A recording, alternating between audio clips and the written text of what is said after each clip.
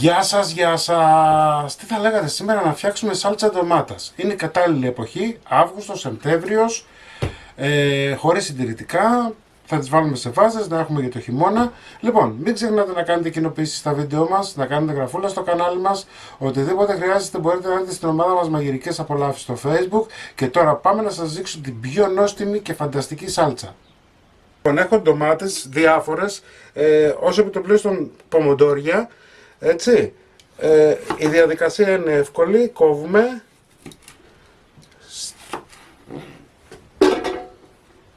λίγο το πάνω μέρος, τις βάζουμε σε κατσαρόλα, εντάξει.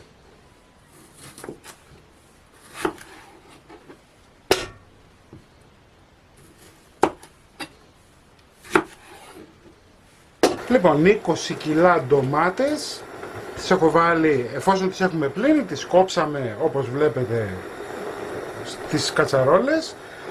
Έχω ανάψει τη φωτιά μου για 10 λεπτά να καθίσουν λιγάκι για να μπορέσουμε μετά να ρίξουμε αλάτι και ελαιόλαδο. Εντάξει, οπότε τα αφήνουμε να καθίσουν λίγο οι ντομάτες και σε λιγάκι θα ρίξουμε αλάτι και ελαιόλαδο. Λοιπόν, 10 λεπτά μετά, ενώ έχουν αρχίσει τώρα και βράζουνε, θα βάλουμε ένα ποτήρι του κρασιού ελαιόλαδο. Για κάθε 10 κιλά είναι αυτό που σας δείχνω. Έτσι, άλλο ένα ποτήρι ελαιόλαδο εδώ. Το ελαιόλαδο είναι συντηρητικό. Χοντρό αλάτι από 2 κουταλιές.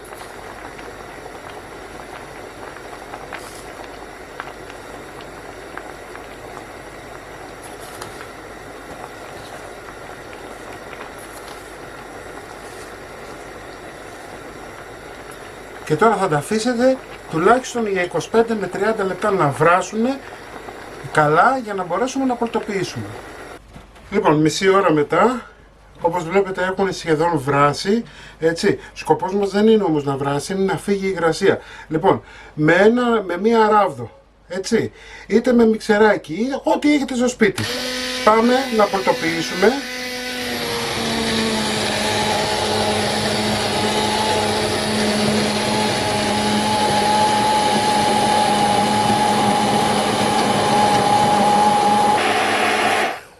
Αν έχετε ράβδο, δεν θα μου την ακουμπάτε κάτω, στο πάτο. Θέλουμε λίγο ψηλά για να μπορεί να ανακατεύει και να λιώνει τις φλούδες που έχει και τα σποράκια.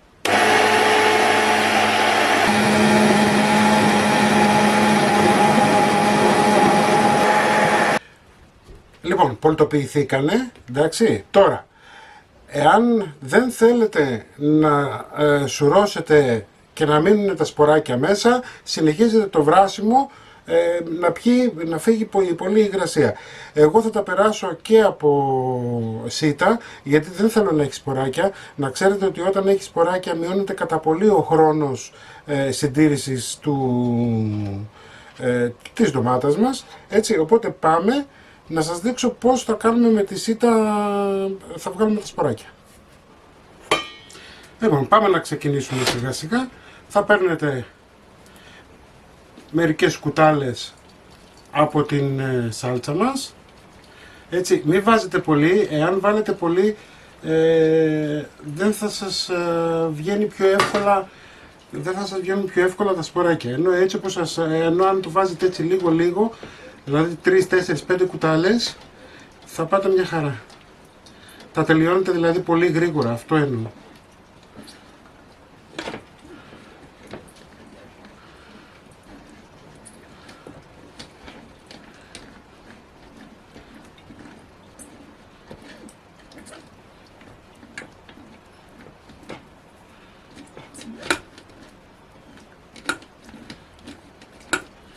Λοιπόν, βλέπετε αυτό που έχει μείνει είναι αυτό που δεν θέλουμε, έτσι, το στραγγίζουμε όσο μπορούμε.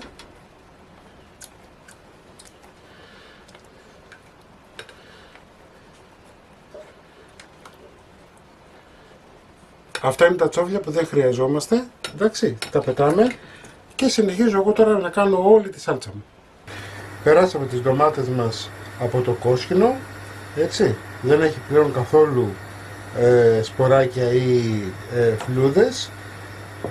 Έχουμε ανάψει τη φωτιά μας δυνατά να ξεκινήσει ο βρασμός και μόλις ξεκινήσει ο βρασμός θα χαμηλώσουμε και θα αφήσουμε να φύγει η υγρασία. Όσο περισσότερο φύγει η υγρασία, τόσο πιο καλά θα είναι για την σάλτσα ντομάτα μας. Λοιπόν, η σάλτσα μας είναι έτοιμη, έτσι. Αποστήρωση στα βάζα, πλένουμε καλά τα βάζα μας, τα βάζουμε όπως βλέπετε εδώ, από πάνω ανοιχτά, καπάκια, πλήσιμο καλά, 120 βαθμούς αντιστάσεις ή αέρα στο φούρνο για 25 λεπτά, εντάξει. Λοιπόν, πάμε τώρα να γεμίσουμε βάζα.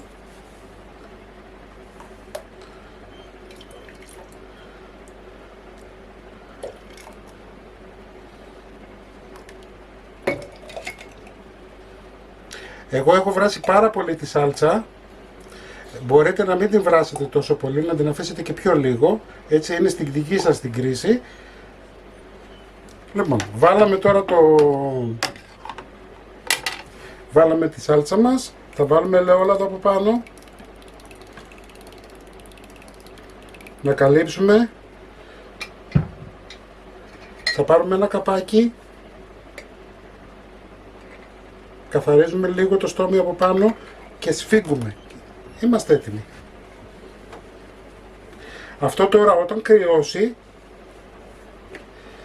εδώ τα βάζα, θα σας το δείξω τώρα σε ένα κενό.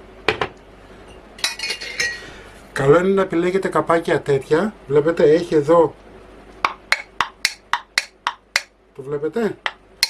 Αν έχετε τέτοια βάζα είναι πολύ καλύτερα στο να δημιουργηθεί κενό αέρος. Όταν κρυώσει μέσα ο χυμός, αυτό το πράγμα τάκ μπαίνει μέσα και είστε σίγουροι πλέον ότι έχει δημιουργηθεί κενό αέρος.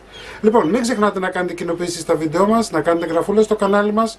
Οτιδήποτε χρειάζεστε μπορείτε να δείτε στην ομάδα μας Μαγειρικές Απολαύσεις στο Facebook.